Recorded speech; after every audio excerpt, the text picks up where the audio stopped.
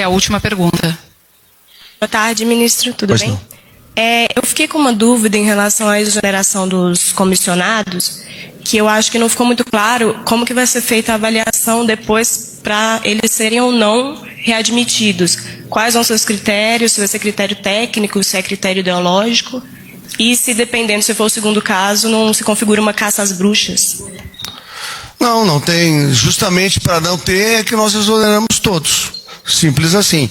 E o critério primeiro é técnico, competência, e depois vai ser feito uma avaliação e uma análise de quem é que indicou, como é que chegou, para tentar se retirar da atual máquina, pelo menos dentro da Casa Civil, e isso vai perpassar praticamente todos os ministérios.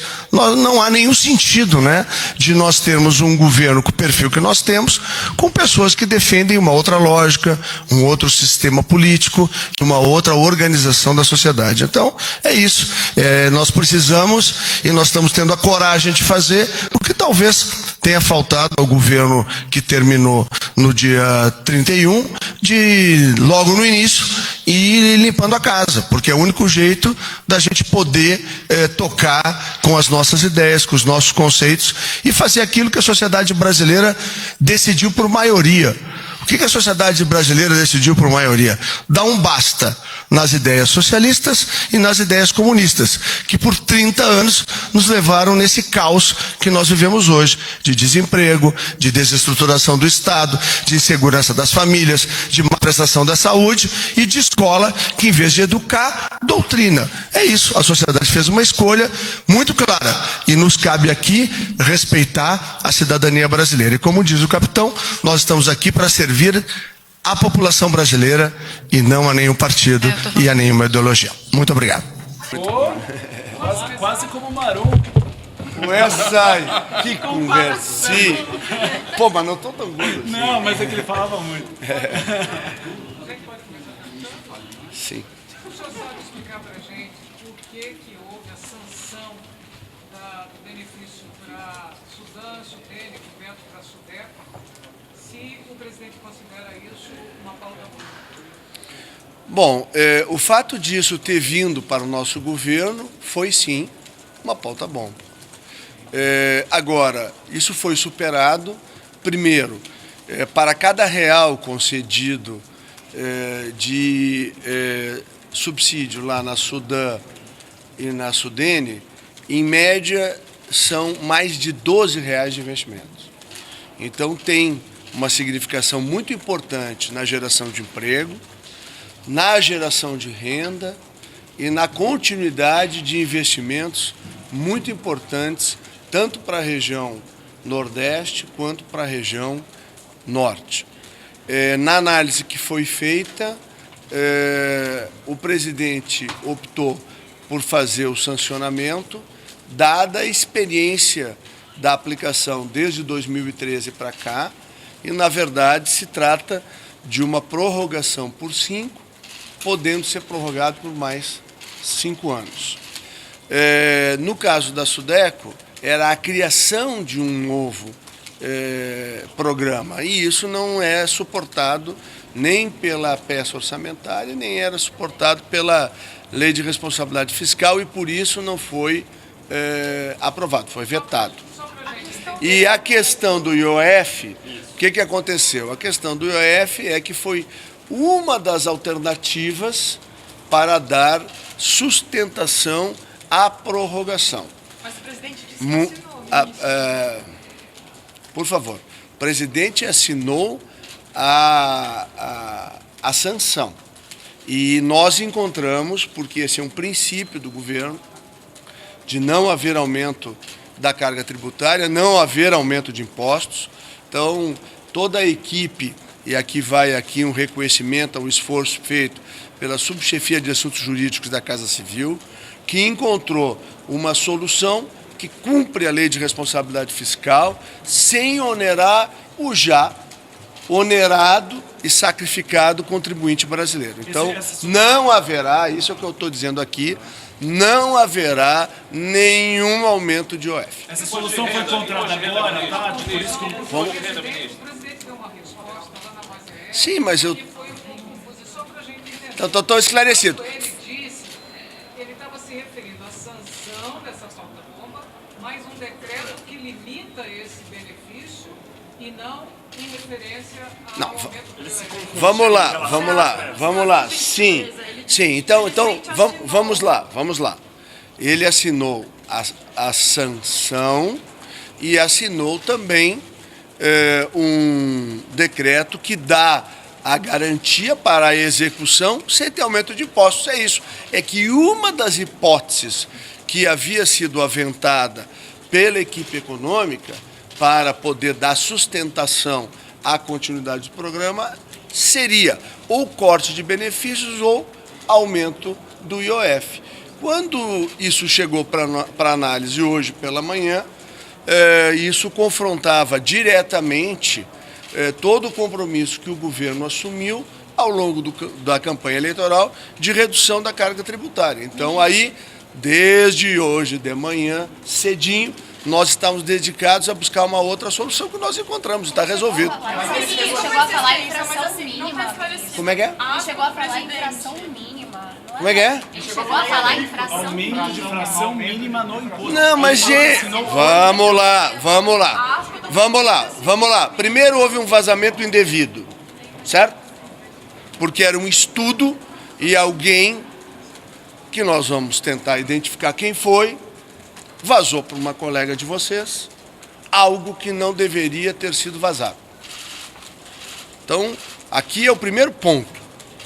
O segundo ponto, quando nós verificamos que entre as soluções propostas, esta era uma inaceitável pelo ministro da Economia e por todos nós, porque havia um compromisso de campanha do presidente de não aumento de impostos, nós colocamos toda a equipe, por isso a homenagem à equipe, volto a dizer, chefiada pelo Dr. Jorge, da subchefia de assuntos jurídicos, que encontrou uma solução que dá tranquilidade ao presidente e que não traz nenhum aumento de impostos. Ao contrário, toda a luta, e eu voltei a falar com o ministro Paulo Guedes por várias vezes ao longo do dia de hoje, e o ministro volta a reafirmar, assim que nós obtivermos o equilíbrio fiscal, nós vamos trabalhar todo o governo para baixar a carga tributária e nós sonhamos em colocar a carga tributária total brasileira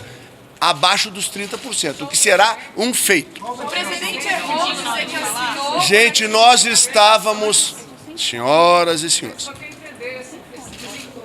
o que ocorreu? Havia uma informação de que seria um caminho possível, o presidente ontem assinou a sanção e este poderia ter sido o caminho de hoje, assinado o decreto. A solução veio depois da declaração, é isso? Vamos lá. A solução foi encontrada porque desde ontem a equipe da Fazenda, da Receita, perdão, assim como a equipe da subchefia de assuntos jurídicos, buscava uma solução.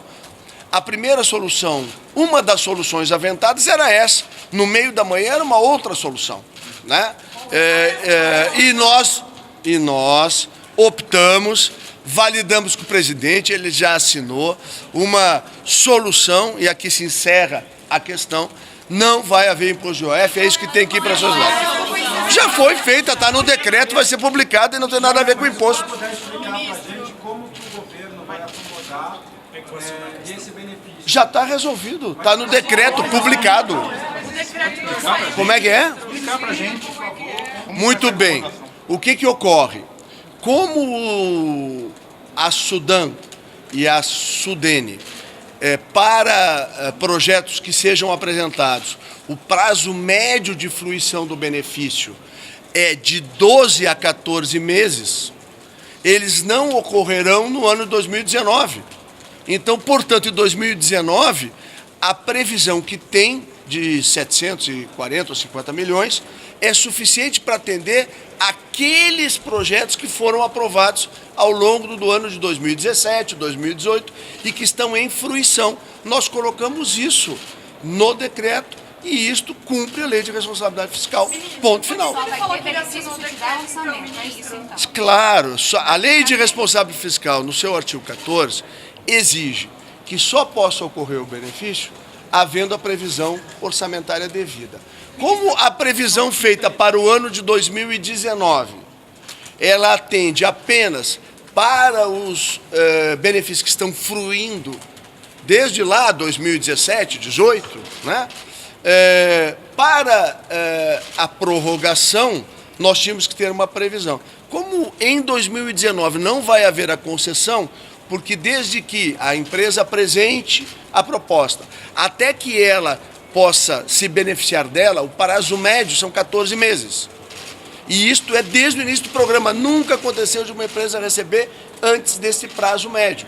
Portanto, nós colocamos isso cumpre a lei, e colocamos lá que para o exercício 2020 e para o exercício 2021, como a peça orçamentária vai ser constituída ao longo do ano de 2019, o governo irá fazer a devida previsão orçamentária. E está tudo resolvido.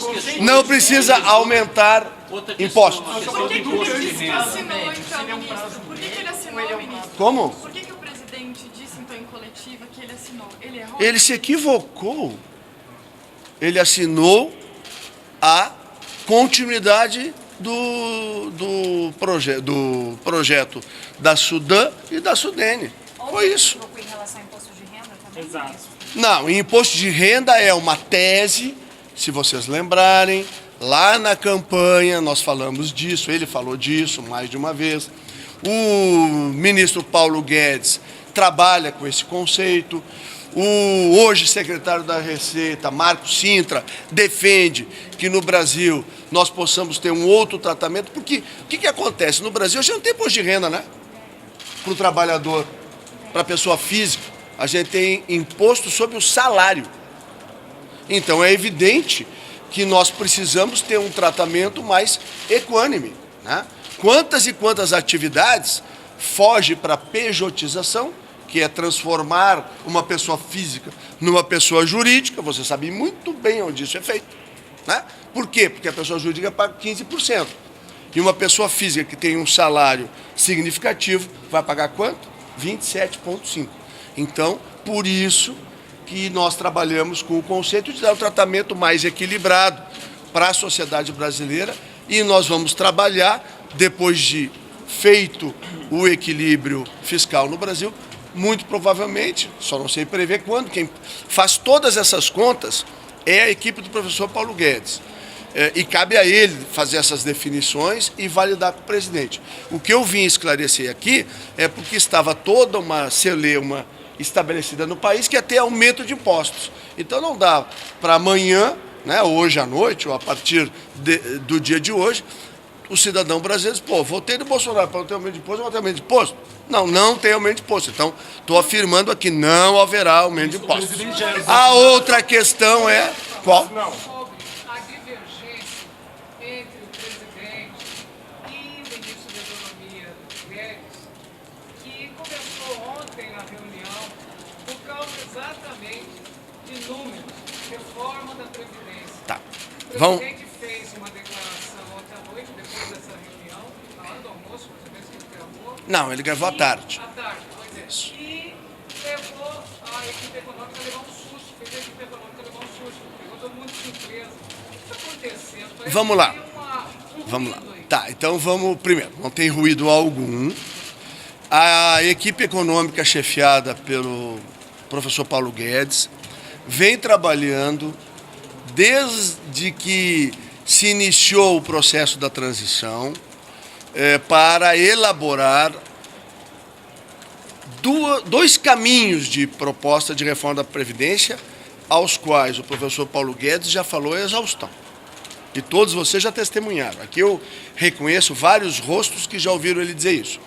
Primeiro, a atual Previdência brasileira é um navio com casco furado, né? Ou é um avião que tem uma pane, que precisa ser consertado, né? E é nisso uma parte do trabalho no sentido de como é que nós consertamos o nosso navio que está com o casco furado. A outra que ele também já falou inúmeras vezes, é que não é justo colocar os nossos filhos e os nossos netos dentro de um barco que a gente sabe que mais cedo ou mais tarde poderá afundar. Então tem que ser criado um novo sistema. E aí ele sempre defendeu, nós sempre defendemos o sistema. Aí tem uma absoluta unanimidade, que é a questão da capitalização para o Brasil em algo assemelhado, que remete, mas será diferente do modelo chileno, né? Então, quando o presidente fala alguns números, e falou no número de 57, 62, o que ele quis dizer? Ele quis dar uma tranquilidade para as pessoas, que nós não vai haver uma ruptura, vai ser feita uma transição lenta e gradual, com que objetivo? Preservando o direito das pessoas, tendo um olhar humano para a reforma da Previdência e fazendo as coisas gradualmente. É isso que o presidente quis dizer. Dentro de 2 semanas está previsto da gente fazer uma apresentação ao presidente dos caminhos que a equipe econômica está preparando, e nesta apresentação o presidente vai definir como é que vai ser feito, os detalhes, e aí, claro, quando for feita a apresentação, vocês vão conhecer o detalhamento. Mas, nesse momento, a equipe econômica trabalha na finalização, dando os ajustes finos para fazer uma apresentação para o presidente, que será na outra semana. O presidente falou da possibilidade... Muita conversa. Ele falou da necessidade, da possibilidade, presidente, de aumento do teto do IR. Quando isso deve acontecer? Isso vai ser anunciado hoje? Imposto de renda? De 27,5 para 25. Mas vamos lá. Da isenção para Calma. Há uma, volto a dizer, desde a campanha eleitoral que a gente fala disso. Sim. Então, o que acontece? Tem uma premissa antes de se fazer estas coisas, que é obter o equilíbrio fiscal. Desculpe. Nós temos, para o ano que vem, para este ano, perdão, um déficit primário previsto de 139 bilhões. É claro que nós não podemos, neste momento, fazer nenhuma ação que possa resultar em qualquer redução de arrecadação. Por quê? Porque nós temos que fazer o equilíbrio, fazer a reforma da Previdência. Por que a reforma da Previdência é importante? Porque quando o investidor interno ou quando o investidor externo olha para o país chamado Brasil, ele tem que ter a tranquilidade e a previsibilidade de que esse país está equilibrado fiscalmente para que seu investimento não corra riscos. Isso vale para o empreendedor brasileiro, isso vale para o empreendedor internacional. E é essa a preocupação que nós temos. Então ele se equivocou, esperando há décadas já. Ministro, foi outro equívoco do presidente? Foi outro equívoco então do presidente? O quê? Não tem equívoco nem... anunciaria hoje essa possibilidade. Não. Ele se equivocou. O presidente falou de algo que nós trabalhamos, eu estou reconhecendo aqui, estou reafirmando. Se conversarem com o professor Paulo Guedes, ele vai dizer que isto é fruto de estudo. Nós pensamos em reduzir a carga tributária brasileira, o peso que tem sobre os salários no Brasil, que é injusto, mas isso depende do equilíbrio fiscal que nós temos que ter. Em curto prazo não existe. Como? Não. A informação que vazou, que não era para vazar, era o ensaio que entregaram para essa moça aqui, que é muito competente. Isso eu tenho que reconhecer. Mas alguém vazou algo que não era para vazar. Do que ele vazou? Vazou o quê? A possibilidade do imposto de Não, mas isso ele quer. Mas ele cobra, porque ele concorda, e acho que ninguém aqui discorda, que a gente tem que baixar as alíquotas do imposto de renda pessoa física. Mas neste ano, gente, sem equilíbrio fiscal não dá para fazer. Então não neste ano, não tem isso este ano. Quando o secretário da Receita vem falar com o presidente, isso não deveria ser o papel do ministro da Economia falar diretamente com o presidente? Não há nenhuma insubordinação. Isso é veneno da mesma fonte que te vazou. Por uma razão. Não, para aí, momento. Por que o secretário da Receita veio conversar com a equipe do presidente, a meu convite? Porque o ministro Paulo Guedes está no Rio de Janeiro, só isso. E ele sabia que ele iria para prestar esclarecimentos ao presidente. Então não há espaço neste ano para redução do teto do IR? Neste momento, volto a dizer, porque aqui eu sou apenas um reprodutor do que o Paulo Guedes me ensina. E o Paulo Guedes me ensinou de que só haverá qualquer alteração no Brasil a partir do momento em que nós atingirmos o equilíbrio fiscal. E fundamentalmente o equilíbrio primário, que é sair desse buraco de 139 bilhões e que ele reitera que vai lutar muito com a equipe dele para resolver, se possível, ainda esse ano. O quê? O que ele quis... Vamos lá, vou explicar só um pouquinho. Vou explicar de novo. O que ele quis passar para as pessoas é a tranquilidade de que a transição vai ser humana, vai respeitar os direitos adquiridos das pessoas, não vai ser de soco, vai ter um prazo. Era isso. E isso está tudo... Por que ele fala isso? Porque nós, de vez em quando, reportamos a ele, ele nos orienta, e nós repassamos aos técnicos que estão trabalhando para construir a proposta. Então, o que ocorre? A proposta vai ser conhecida por ele, sem ser esta próxima semana, na outra. Então, aí... Como? Ele se referia a servidor público ou ao INSS? Não, acho que o foco dele estava mais direcionado para a questão do regime geral. Né? Obrigado, gente. Tá? Obrigado, muito obrigado. Mais uma e deu. Ele sancionou o que era chamado pauta-bomba. Não ficou claro. Quê? Pode ser pauta-bomba? Não, para aí, só um pouquinho. São duas coisas diferentes. Vamos separar. O governo anterior deveria ter sancionado a questão da Sudam e da Sudene.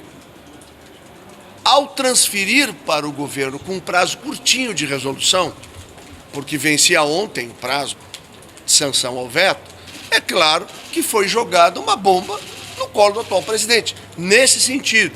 Agora, por que sancionou? Porque é meritório, porque a região Nordeste precisa e porque a região Norte também precisa. Então não é tão bomba assim. Não, mas vamos lá. Qual é o conceito da pauta bomba? Não, nada de impopular. Nem nada de impopular. O conceito da pauta bomba é porque tinha que ter sido resolvido pelo governo que estava no poder. E aí, em vez de resolver o que era dele, ele jogou para o outro fazer com prazo desse tamanhinho. Vamos lá, são 15 dias, ok? Por que um teve 12 dias para resolver, não resolveu, e joga no colo do que recém entrou? É nesse sentido que nos pareceu uma bomba, uma armadilha, a palavra que quiser usar. Bom, gente, obrigado. Mas é isso que eu estou dizendo. Então, eu estou te dizendo que não é pauta bomba pelo mérito. O mérito é válido. O que não foi adequado foi não ter resolvido aquilo que foi criado, aceito pelo governo que estava até o dia 31. Fica de uma herança maldita que foi deixada? Não, eu acho que uma maldadezinha dessas que às vezes acontece, tá bom? Gente, obrigado a todos.